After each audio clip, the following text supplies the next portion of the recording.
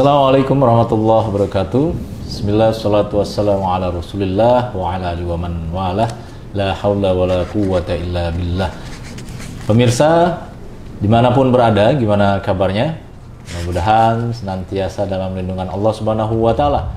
Alhamdulillah, pada kali ini kita kembali lagi berjumpa di Bincang Serius. Kali ini tema yang sangat menakjubkan sekali.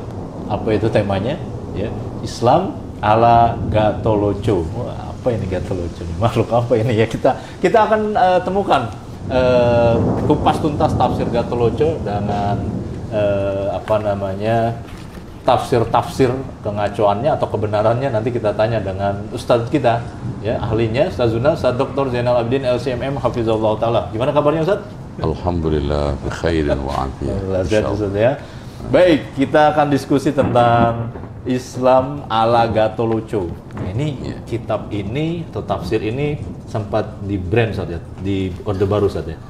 Ya, jadi kitab ini kita bincang-bincang masalah ini bukan sekarang kita ingin menciptakan kondisi keruh. Ya. Kita di sini mengangkat hal yang aneh dan nyeleneh. Ya. Ini berangkat dari pertanyaan Hudzaifah, kan? Masya Allah, iya. Kana an-nasu yas'aluna Rasulullah sallallahu alaihi wasallam 'anil khair. Baik. Manusia menanyakan kepada Rasulullah tentang kebaikan. Wa kuntu as'aluhu 'anil syarr makhafata ayyudrikani. Ini pijakan yang harus kita pegang. Betul. Jadi aku tanya kepada Rasulullah tentang keburukan, takut menimpanya. Artinya jangan sampai ada generasi berikutnya dengan latah membaca buku ini tanpa modal, tanpa bekal pembanding, sehingga terpengaruh. Baik, betul. Dan memang buku Serat Gattoloco, tafsir Gattoloco ini fenomenal dari masa ke masa. Bahkan sempat heboh dan ramai pada zaman Soeharto, pada zaman Orde Baru, ya. Dan akhirnya buku ini dicekal. Buku ini di bredel. Karena sangat masuk akal adanya ketakutan Kamtibmas. Karena Orde Baru dan Soeharto itu kan paling menjaga ketenangan, keamanan, dan juga ketertiban. Kamtibmas itu sangat diperhatikan. Nah, makanya lihat aja dari atas sampai bawah sampai kampung itu ada istilah babinsa, kan gitu. Betul. Tidak lain adalah untuk menjaga itu. Oke. Masya Allah. Baik. Ini tentang masalah kaitannya dengan latar belakang buku ini. Ya, betul. Nah, Gattoloco ini sebetulnya buku yang mencerminkan agama lama, personifikasi dari kekecewaan tokoh-tokoh lama yang agama itu digeser oleh agama Islam. Itu. Makanya buku Gattoloco itu personifikasi ke arah kelamin laki-laki. Itu kan gitu. Definisinya itu satu. Iya, yang itu ada kaitannya dengan agama lama, yaitu Linggayoni. Lingga itu kan kelamin laki-laki, yoni itu kelamin perempuan, yang disimpulkan di agamanya dulu itu seperti ini. Ini Linggayoni, ini Linggayoni. Oleh karena itu para peneliti budaya, ya, bahwa Monas ini adalah dibikin sebagai simbol untuk mengabadikan Linggayoni ini. Gitu ceritanya. Ya. Jelas, Ustaz, ya. Dan ini berdasarkan kesimpulan Agus Sunyoto di dalam kitabnya Atlas Wali Songo. Gitu. Ya. Ini kaitannya dengan masalah Gattoloco.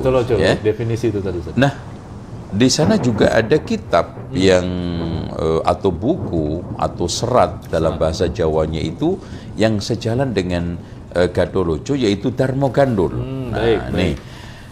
Ini sebetulnya satu pasang. Itu satu pasang. Darmo Gandul ini juga sama. Arahnya adalah menceritakan, mempersonifikasikan kelamin laki-laki. Ceritanya Gattoloco ini sosok anak raja yang kecewa dengan kehidupan kerajaan. Baik. Kemudian keluar ngembara. Dalam bahasa Jawa itu lelono. Lelono.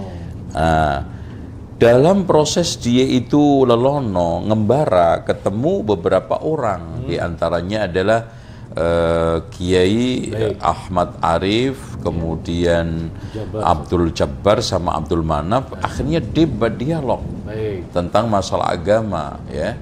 Nah, kemudian yang keduanya ketemu Suto sama Yono, yaitu penyambit rumput itu, ya. Nah, kemudian yang ketiga ketemu dengan Kiai Hasan Basri, maksudnya Hasan Basri. Ya, orang Jawa nggak bisa ngomong Basri, jadi Basri. Nah, akhirnya yang keempatnya adalah ketemu dialog debat dengan Padepokan ini Cempaka Jamus, yang itu isinya perempuan semua. Ya, betul. Yang akhirnya dia itu bisa mengalahkan semua perempuan, dan nama-nama perempuan itu semua adalah diarahkan kepada nama-nama kelamin juga, ya. Ya, diantaranya yang pemimpin utama tokoh sentralnya Padepokan tersebut kan Perjiwati. Perji itu kan bahasa Arab, Farji. Itu. Ini makanya kenapa Orde Baru itu mengambil sikap ini akan menyulut, ya. Makanya di sini Profesor Dr. Kunto Wijoyo juga memberikan satu komentar cukup apik, di mana dia mengatakan bahwa ketika beliau ditanya, menjelaskan bahwa sudah biasa jika karya-karya pada zaman dahulu itu anonim, namun ditambahkan bahwa Gatot Lucu merupakan sebuah reaksi yang disebutnya politik kultural. Itu dia. Nah, itu kan, sebab karya itu lebih bersifat reaktif, bertendensi negatif atas kemajuan Islam karena takut tersingkir secara kultural. Mengapa tidak ada counter? Dengan senyum khasnya, Kunto Wijoyo hanya menjawab, untuk karya sastra Jawa ia lebih menyukai kidung dan yang lainnya. Menurut Kunto Wijoyo, serat Gatot Lucu itu dikarang sekitar abad 16. Saat itu masa kejayaan Islam yang dipelopori oleh Wali Songo, sehingga sangat mungkin kalau karya tersebut sengaja dimaksudkan sebagai upaya politis kultural untuk menghambat perkembangan Islam. Ini kata Profesor Dr. Kunto Wijoyo. Itu. Karena memang seperti yang dikatakan oleh Profesor Dr. Hasanus Simon di dalam kitab Misteri Syekh Siti Jenar ini, bahwa beliau juga mengupas panjang lebar tentang masalah Gatot Lucu ini. Jadi secara umum orang Jawa yang menolak Islam itu terbagi menjadi tiga. Yang pertama, menolak agama baru karena sebelumnya dia tidak mengenal tentang agama. Itu. Ada yang sekarang ini menolak agama baru karena dia sudah beragama lama, yaitu Hindu-Buddha, sehingga antipati terhadap Islam. Ada yang menolak dengan cara menerima sebagian, menolak sebagian. Oplos gitu, Sob. Kemudian oplos dengan budaya, tradisi, dan ajaran lamanya. Itu. Sehingga muncullah agama sinkritis. Ya, sehingga muncul agama kejawen. Itu. Makanya sufi pun sufi kejawen.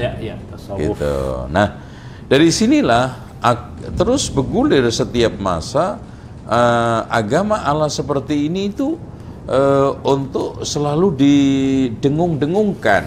Makanya akhir-akhir ini muncul semacam Islam Nusantara. Sama, yaitu beragama Islam boleh, Quran Sunnah boleh, tapi Islam, Quran Sunnah ala Jawa. Nah, makanya di dalam buku yang ditulis oleh Ahmad Khazin, Siti Jenar, itu sama dia komentarnya. Nah, kitab suci tetap diperlukan. Quran perlu. Biarkan sastranya sebagaimana adanya, tetapi gendingnya, musiknya harus dapat dinikmati oleh orang Jawa dan Nusantara. Rasa Timur Tengah harus dijadikan rasa dan selera Nusantara. Nah, itu. Jadi seperti itu. Nah, ini tentang masalah sekitar. Nah, siapa penulis buku ini masih dirahasiakan. Ada beberapa versi, Ustaz. Ada yang mengatakan bahwa ini adalah tulisan Ronggo Warsito. Ronggo Warsito itu pujangga kerajaan Solo, ya, yang nama kecilnya itu Ki Bagus Burhan. Kemudian dia mondok pesantren ke pesantrennya Tegal Sari Ki Kasan Basri tadi. Ya. Nah, kemudian setelah itu dia lelono ngembara hilang. Baik. Itu tidak diketahui jejaknya. Dia banyak menulis sastra Jawa, suluk Jawa, dan juga sufi Jawa. Itu sehingga dari situ dia mendapatkan gelar Ronggo Warsito. Nah, pernyataan dan tidak lain kristalisasi manunggaling kawula Gusti. Ya. Makanya dia sangat terkenal mengatakan bahwa orang itu kalau sudah pada tingkatan sufi paling tinggi, maka akan pinter tanpa belajar, ngelmu dengan cara ngelmu angel ketemu, dan dia nanti setelah sampai pada martabat tertentu dia akan weruh sak jeroning karah, tahu sesuatu yang dibungkus rapi, weruh sak durungi winara, tahu sebelum diberitahu. Nah, ada yang mengatakan kedua bahwa yang menulis ini adalah Ngabdullah Tunggul Wulung. Dia ini sastrawan yang dari Kediri. Kemudian dia awalnya Hindu, Buddha, kemudian masuk Islam, kemudian dia masuk Kristen. Makanya disinyalir oleh beberapa tokoh, diantaranya adalah ini Profesor Dr. Hasanus Simon. Ini orang kecewa dengan Islam sehingga menulis tulisan suluk ini sebagai bukti kekecewaannya. Makanya Dr. Ayu Sutarto dia mengatakan juga, menurut pemikiran saya, munculnya Serat Gatholoco sebenarnya merupakan reaksi keras pengarang terhadap proses Islamisasi yang melanda Jawa pada waktu itu, di mana orang-orang Jawa yang memegang teguh adat merasa terganggu dan terdesak dengan adanya agama baru demi mempertahankan adat istiadat yang selama ini diyakini kebenarannya. Dan sebetulnya bukan buku ini aja. Tidak sedikit buku-buku yang mengesankan anti-Islam, anti-Arab. Nah, seperti contoh buku Wedatama ini ya. Wedatama ini ditulis oleh Mangkunegoro IV Surakarta. Nah, di sini dia mengatakan secara jelas bagaimana dia itu antipati terhadap yang berbau-bau Islam, berbau-bau Arab, berbau-bau ngikut Nabi Muhammad gitu. Ngapain sih kita itu harus jauh-jauh ke sana gitu kan gitu. Cukuplah dengan agama di sini aja, nggak usah jauh ke Arab sana gitu. Ini dia mengatakan di dalam buku ini, lamun sira peksa nulat, tuladaning Kanjeng Nabi. Maksudnya di sini kalau kamu sekarang ini memaksakan diri untuk mengikuti Kanjeng Nabi Muhammad, angger kaduhan panjangkah, terlalu jauh langkah kita itu, wateketan betah kaki, ya jauh banget kaki kita itu melangkah. Rehning tasiro Jawi, karena kalian itu orang Jawa. Satitik bayi wis cukup, udah. Jadi sedikit aja ajaran-ajaran yang ada sekarang itu udah cukup. Ojo kuru aleman, nlatkas ngeplaki pekeh, lamun pengkuh, pengengkah yekti karamat itu. Dan dari sinilah kita juga temukan dia itu bagaimana menyebarkan ajaran-ajaran yang tidak lain adalah yang berbau-bau, bahkan jelas-jelas mengajak kepada manunggaling kawula Gusti gitu ya. Nah, sama juga ini ada Serat Sentini, ini sama juga, ini masih berbahasa Jawa tapi sudah dilatinkan semua, dan ini juga di sini mengandung unsur-unsur ngajak untuk kepada manunggaling kawula Gusti. Dan sebaiknya kita itu cukuplah dengan agama ala Jawa ini, agama yang nggak usah ke Arab-Araban gitu ya. Walaupun ini Islam gitu. Iya, walaupun Islam. Makanya para peneliti kejawen itu mengatakan bahwa memang di dalam Jawa, di dalam kalangan orang Jawa ini, Islam itu terbagi 3 kelompok. Kelompok pertama ada kelompok santri, itu hanya 10-15%. Kemudian yang keduanya adalah kelompok priayi, bangsawan. Nah, yang ketiga ini kelompok kejawen. Ini kelompok abangan.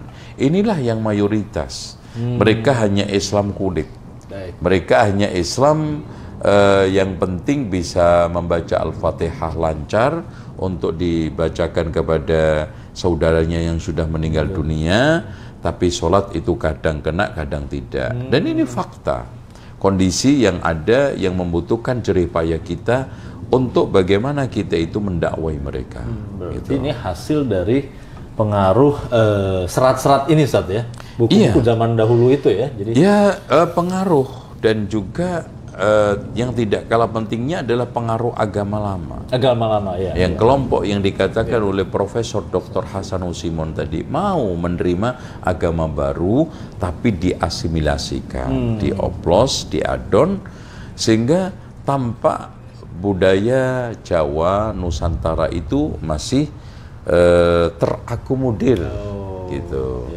Bahkan kalau kita bisa bilang seperti yang dikatakan oleh sebagian tokoh itu, bahwa sebetulnya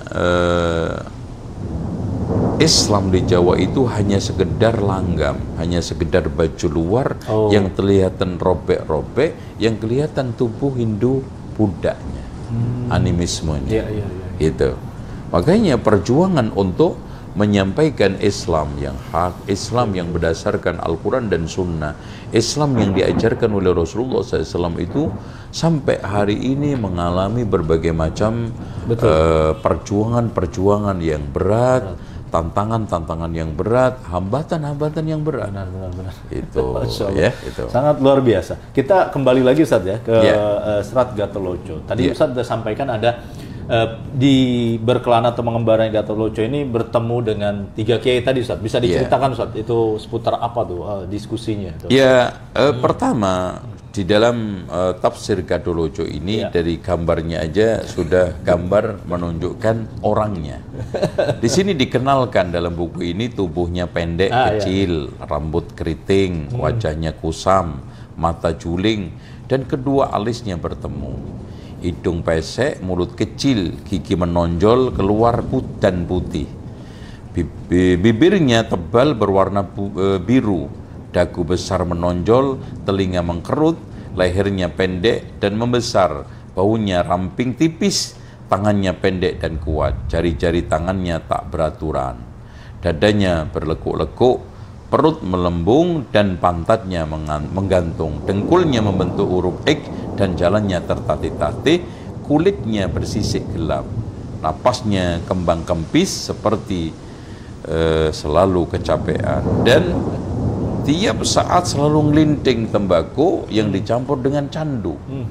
Itu makanya ketika menerima utusan dari Ki Hasan Basri itu, dia nggak mau datang kalau nggak dikasih kopiah. Kopiah ini dijual, dibeli candu.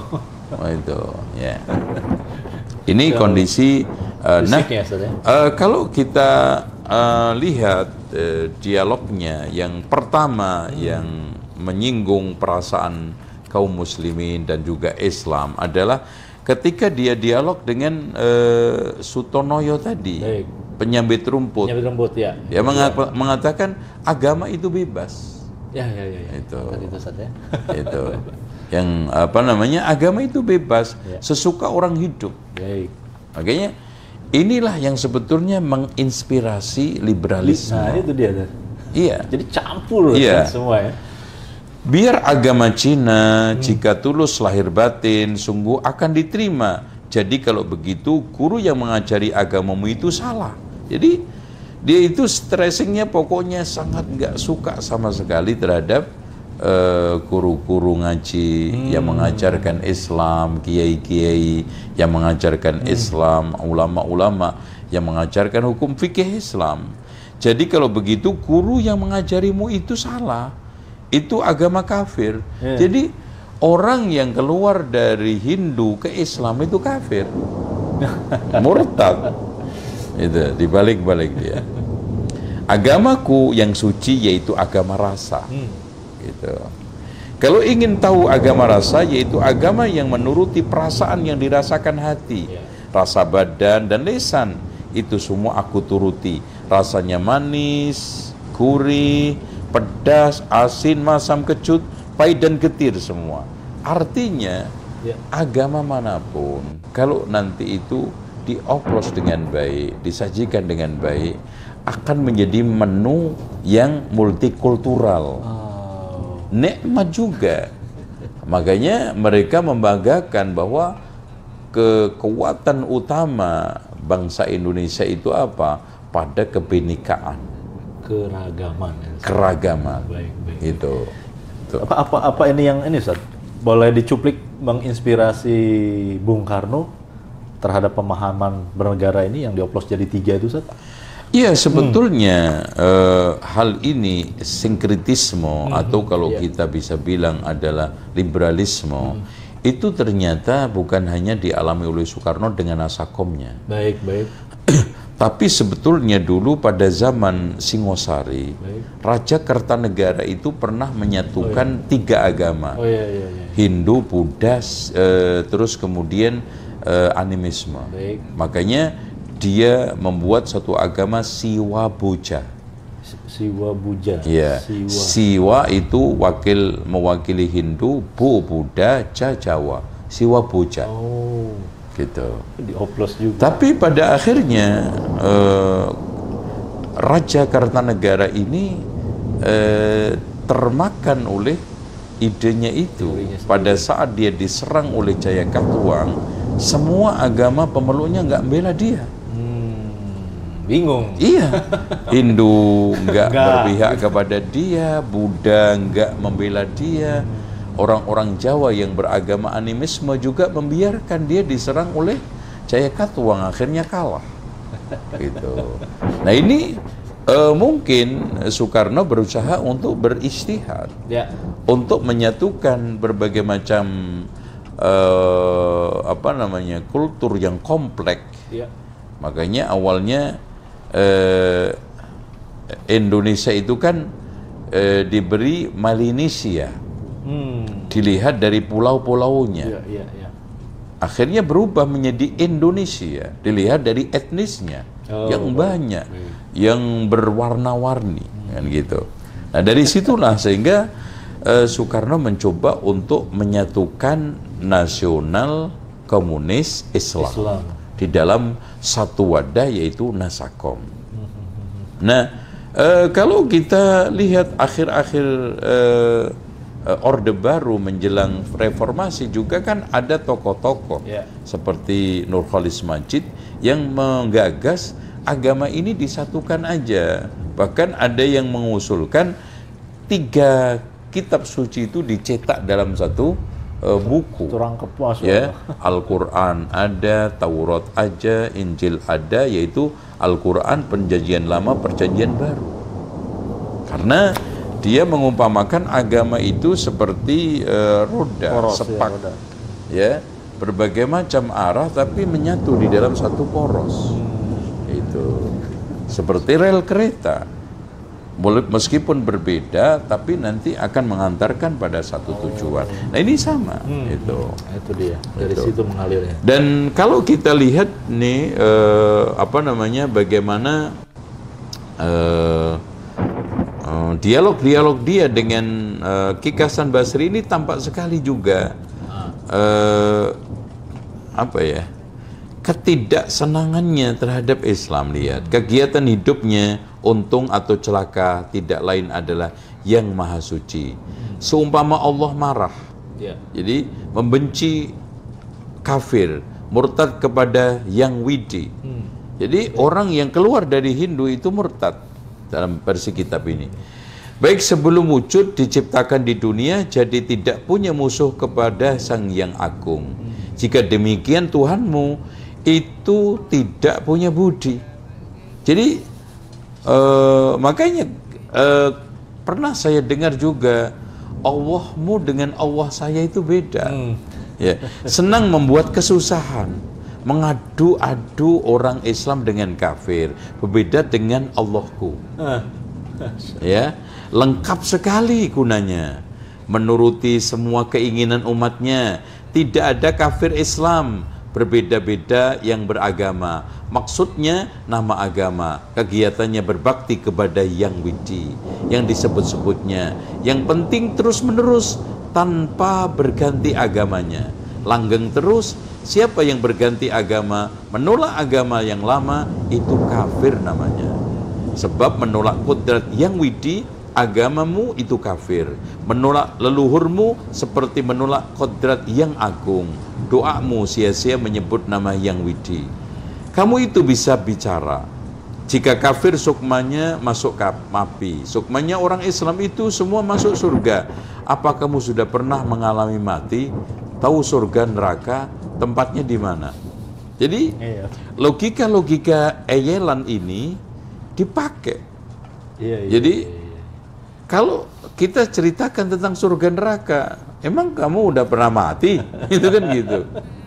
Terus kemudian dia seakan-akan Allah itu dua. Allahku dengan Allahmu itu beda. Itu yang disebut dalam kitab kitabku, kata Kiai Hasan Basri. Gatoloco kemudian tertawa terbahak-bahak, mengatakan, kamu santri keparat. Nah, itu. Jadi Kiai Hasan Basri yang begitu besar namanya, terkenal, ya, bahkan santrinya dari seluruh penjuru Nusantara, dikatakan keparat. Percaya dengan tertumpahnya tinta di bukumu, nyontek bukunya orang seberang. Nah, yang tidak lain adalah Arab. Bukan tinggalan naluri. Ya, agama Jawa tidak memelihara buku dari naluri. Sesungguhnya kemampuanmu hanya kitab sembarangan. Kamu bawa sebagai oleh-oleh mati, diaturkan pada Gusti Allah, dikembalikan pada yang memilikinya lagi. Apakah nanti diterima? Sebab itu miliknya pribadi. Semua doa zikirmu, semua ucapanmu itu juga milik yang agung. Nah, yang lebih lucu lagi, membuat logika-logika dengan Sutonoyo itu. Dia mengatakan bahwa ketika menjelaskan bahwa kita ini hidup, ya harus mengikuti Islam. Itu. Dia mengatakan, ngeyel, apa kamu punya hidup? Kan gitu. Ya kalau punya hidup, coba kamu tidur dengan mata satu-satunya melek, bisa enggak? Itu hidupmu itu milik Sang Yang Widi. Itu logika ngeselin ya. Oh ya. Masa orang disuruh tidur matanya satu melek, matanya satunya tidur. Coba bisa nggak kamu? Itu ya. Ini hal-hal yang ada di dalam buku ini. Iya. Baik, Ustaz. Jadi ini memang Eyal dan anehnya banyak juga yang ngikutin gitu, Ustaz ya. Iya. Nah, apalagi pandangan dia kaitannya dengan sembahyang ini. Ketika Kiai Hasan Basri bertanya, tapi kamu tidak sembahyang.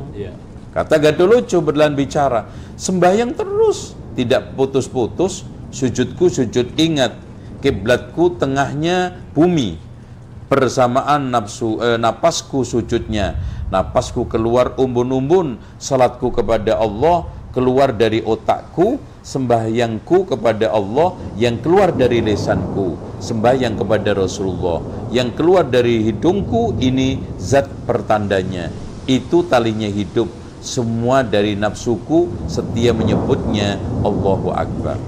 Ini sama dengan sholatnya Siti Jenar. Disebutkan di dalam beberapa kitab tentang Siti Jenar. Siti Jenar itu memiliki sholat daim, sholat sepanjang hidup, yang tidak pernah nggak sholat, yang tidak butuh gerak rukuk sujud, salam bersuci. Bahkan dari mulai umbun-umbun sampai rambut sampai ujung kaki, dia setiap saatnya, setiap detiknya adalah sholat daim, yaitu eling. Makanya doang, gitu, agama eling, yaitu ingat kepada Allah itu udah salat. Itu. Ini memang sangat aneh.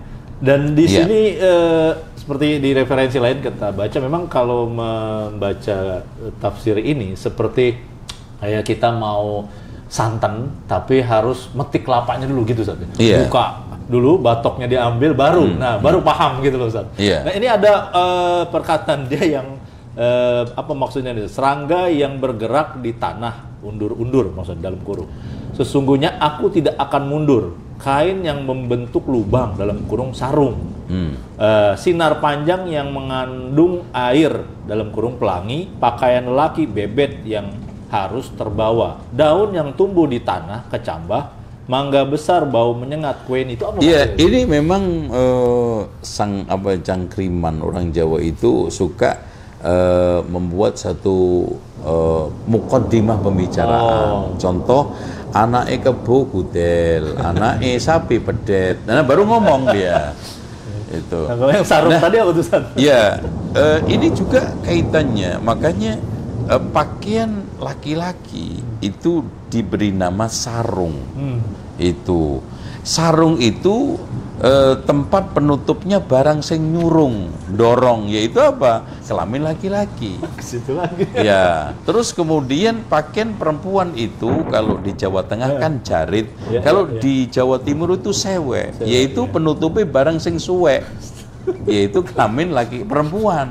Jadi ini semuanya memang kelihatan kasar, porno, dan sangat-sangat tidak patut untuk dikatakan menjadi buku sastra. Makanya di sini dinilai oleh Profesor Dr. Kunto Wijoyo itu nilai sastranya itu rendah sekali.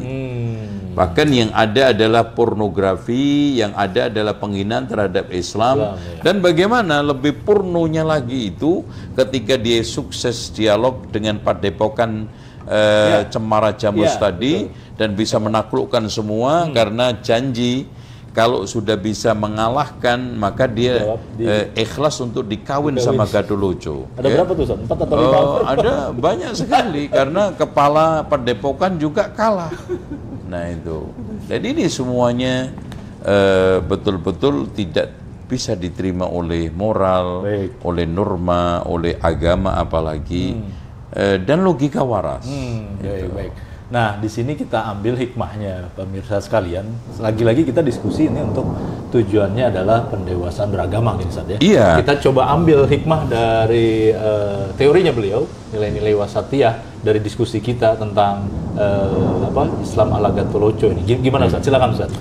Iya, kalau kita kaitkan dengan wasatiyah, di mana Islam itu mengambil jalan tengah, bukan hanya jalan tengah. Tetapi tengahnya itu puncak tertinggi, unggul, baik. Dan itu adalah kuntum khaira ummatin.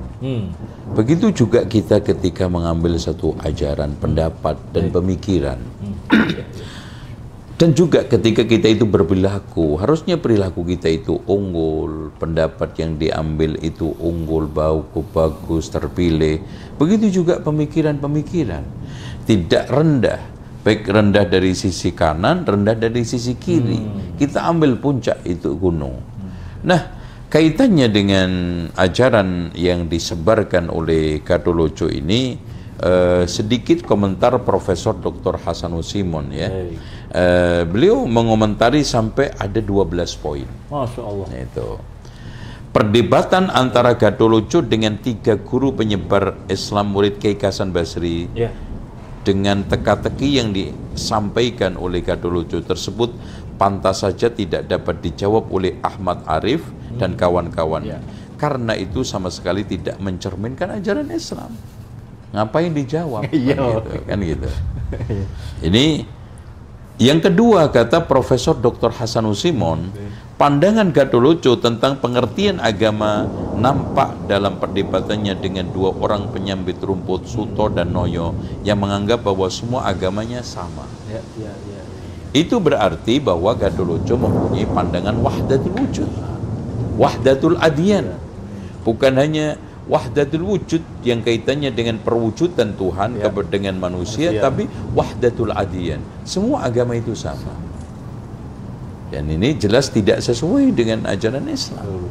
Karena dari berbagai macam komponen dasar rukun iman, rukun Islam aja nggak sama kok. Gimana kita bisa bilang sama? Ketika menerima laporan dari 3 kadernya yang telah menjadi guru agama Islam tentang perdebatannya dengan Gadolojo, Kiai Hasan Basri marah-marah, mencaci maki murid andalannya itu sebagai orang bodoh sambil menyombongkan dirinya sebagai orang pandai yang menguasai ilmu apa saja. Apakah ini watak seorang pemimpin pondok pesantren sekali Kiai Hasan Basri? Nggak mungkin. Ini jelas dia ada-ada. Ya. Yang keempat, setelah marah-marah, Kiai Hasan Basri menyuruh muridnya mencari Gadolojo untuk diajak berdebat. Di awal perdebatan, Gadolojo mengatakan bahwa surga neraka belum tentu ada. Karena itu belum terjadi. Surga neraka itu belum ada, bukti karena yang mengatakan belum pernah mengalami mati. Ini kan ngeyel yang nggak ada nggak ada malunya. Itu. Apakah orang itu baru mengatakan sesuatu setelah melihat dengan mata kepala? Banyak kok hal-hal yang nggak terlihat kita percaya. Filsafat juga, Ustaz, ya? Iya. Ya memang filosofi dia. Yang kelima, menanggapi pendapat tersebut, Kiai Hasan Basri mengatakan bahwa orang seperti Gadolojo itu harus dibunuh. Karena kalau tidak, masjid-masjid akan sepi dari jamaah. Kata-kata seperti ini juga dijumpai pada kitab Siti Jenar. Makanya selalu pembela Siti Jenar dan ajarannya itu bahwa Wali Songo menghukum Siti Jenar mati itu hanya takut nanti kalau Siti Jenar itu hidup dan menyebarkan agamanya terus, ajarannya terus, dan lenggang kangkung berdakwah, bebas berdakwah, maka nanti masjid-masjid sepi. Eling tadi itu, Ustaz. Iya, pondok-pondok nanti nggak ada muridnya. Tuh, apa benar seperti itu ya? Ajaran Islam yang berbeda antara orang beriman dan yang tidak beriman kafir dianggap oleh Gadolojo bahwa Allah adu domba antar manusia. Masya Allah ya. Apa benar Allah itu mengadu domba? Ya, mengatakan ini mukmin, ini kafir. Ya. 7. Di lain pihak Gadolojo mengatakan bahwa orang yang berpindah agama itu termasuk kafir. Jadi orang yang berpindah dari Hindu ke Islam itu kafir menurut Gadolojo. Itu. Yang dimaksud dengan orang yang berpindah agama itu tentunya adalah mereka yang meninggalkan agama Hindu, Buddha, animisme dan masuk Islam. 8. Ketika Gadolojo menganggap Allah mengadu domba dengan dikotomi Islam kafir, Kiai Hasan Basri hanya mengatakan bahwa itulah yang tertulis di dalam Al-Quran. Tetapi setelah itu malah dengan kasar Gadolojo mengatakan bahwa pimpinan pondok pesantren terkenal tersebut adalah Kiai Keparat. Ya, yang hanya percaya pada tinta yang tertumpah di atas kertas. Al-Quran hanya dianggap sebagai nyontek bukunya orang seberang. Kata-kata seperti ini juga khas di dalam kuliran-kuliran pemikiran orang-orang ateisme. Pandangan Gadolojo terhadap syariat Islam khususnya tentang sholat juga khas seperti golongan zindik. Ya. Dia mengatakan menurut Gadolojo orang Islam yang taat menunaikan sholat 5 waktu itu hanya menyembah waktu, tidak menyembah Sang Hyang Widi. Bukan menyembah yang membuat waktu. Salat merupakan ibadah wajib yang menjadi ciri utama orang Islam. Orang Islam meyakini bahwa salat diperintahkan langsung kepada Nabi Muhammad SAW ketika beliau Mi'raj ke Sidratul Muntaha. Sebuah peristiwa gaib yang amat istimewa. 10. Dalam perdebatan berikutnya Gadolojo menunjukkan bahwa dirinya juga seorang beriman. Tetapi ketika Kiai Hasan Basri menanyakan mengapa Gadolojo tidak sembahyang, dijawabnya bahwa dia sembahyang terus-menerus. Namun yang dimaksud sembahyang menurut Gadolojo bukan seperti yang dituntunkan oleh Islam, melainkan sembahyang semaunya sendiri. 11. Pada akhir perdebatan Kiai Hasan Basri mengaku kalah, lalu meninggalkan pondok pesantrennya yang diserahkan kepada Gadolojo sebagai pemenang. Apa bukti yang mendukung kebenaran tersebut? ya. Kenyataannya pendidikan Islam dalam bentuk pondok pesantren masih eksis. Bahkan di daerah pesantrennya Ki Hasan Basri yang tidak lain adalah Ponorogo, berdiri megah ya, menjadi mercusuar pondok pesantren modern yang tidak lain adalah Gontor. Gitu. Mana? Gitu. Nah, yang ke-12 pada bagian terakhir buku karya Suhar tentang tafsir kitab Gadulucu dilengkapi dengan wawancara dia dengan Ruh Mbah Hasan Basri. Ini juga nggak benar, ya. Jadi dia menulis buku tafsir buku Gadulucu ini, di antara marojiknya rujukannya adalah wawancara dengan ruhnya Ki Hasan Basri. Ya, ini rangkuman isi buku Gadulucu, tafsir Gadulucu, serat Gadulucu, dan bersama bantahannya dari para pakar, ya, para cendekiawan, para ilmuwan dan juga sastrawan, dan juga para tokoh, diantaranya adalah Profesor Dr. Hasanusi Monini. Wallahu a'lam. Baik Ustaz.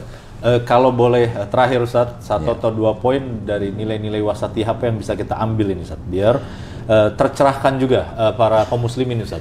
Iya, di dalam menyikapi hal ini seorang harus memiliki sikap tawazun alias seimbang. Kita jangan emosional, tapi jangan juga membiarkan. Karena menanggapi hal-hal yang seperti ini dengan emosional itu nggak pernah bisa menyelesaikan masalah.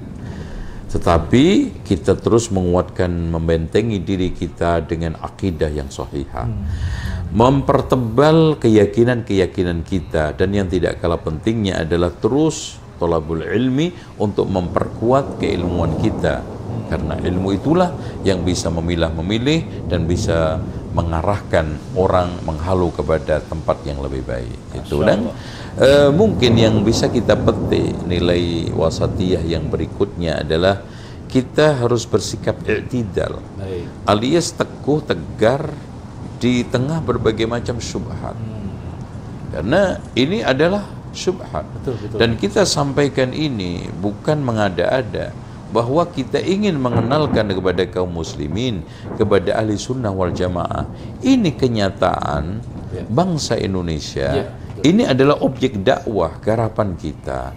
Ini sekarang tantangan dakwah yang harus kita hadapi, bahwa berbagai macam penyimpangan baik dari sisi akidah, ibadah, akhlak itu ada. Di antara realnya ini adalah yang kita bahas pada kesempatan ini, insyaallah. Insyaallah. Jazakallahu khair Ustaz, barakallahu fiik atas ilmunya Ustaz, sangat bermanfaat bagi pemirsa dan masyarakat kaum muslimin, terutamanya masyarakat Indonesia.